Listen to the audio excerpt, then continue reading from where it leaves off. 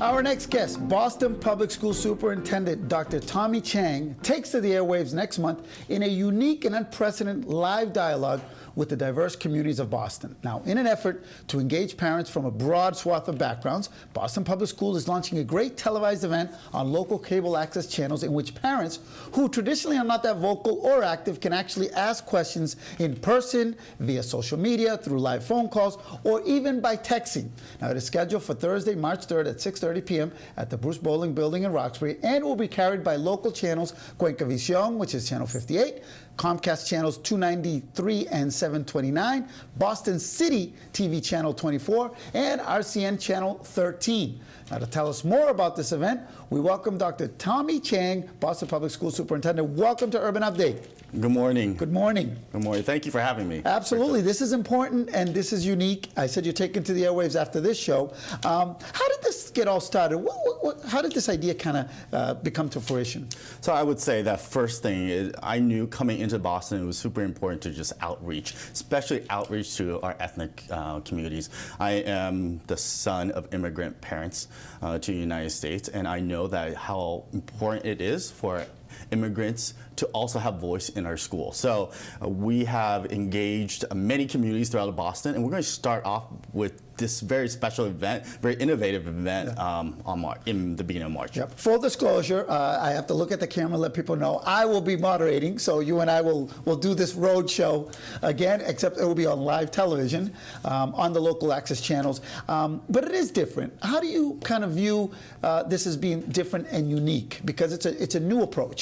Exactly. So we're going to take many forms to reach out to the parents. So on that day, parents can come to a bowling building and we can have a conversation right there. They can also engage us on Facebook. There will be a dial-in number and they'll be able to call in and ask questions. We will have a survey for them, and they can, actually folks can go on to the website right now, www.nuestraescuelasnuestrofuturo.org. You did it perfectly. We've got him on screen, and I guess one of the questions too is people will be able to ask questions in different languages, and then someone will translate them for us either simultaneously at that moment, and you'll be able to answer. So I think this multi-language, multicultural aspect is great. Absolutely, and también yo entiendo español.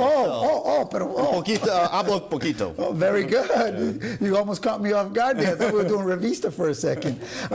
What's been the feedback of the community so far?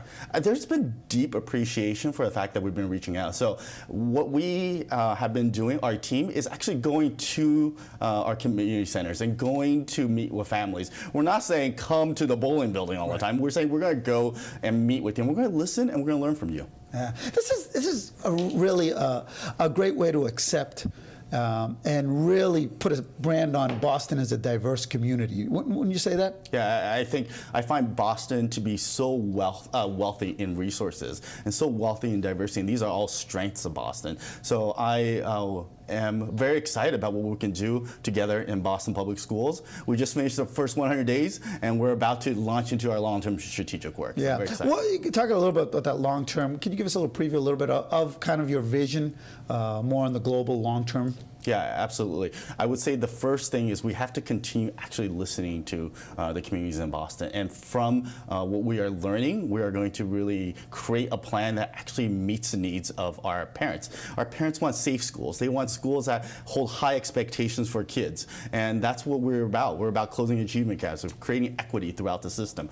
And we're very excited to listen more and create a plan that works for families. Yep. You heard the last segment, getting community involved when something rises up in the community, and you're going to be faced with many. There was already the Boston Latin School issue that we did a whole show on that here, but there are many challenges as superintendent of schools of Boston, right? Yes, and I will say that this work is not done alone by one person, one team. It requires the entire city of Boston. So that's why we talk about a culture of we, and it takes a culture of we to lift up all kids in the city of Boston. All right. Well, you know what? I think you hit all the points in this interview, and this is to be continued next next week. I want to put the information up again, or next month.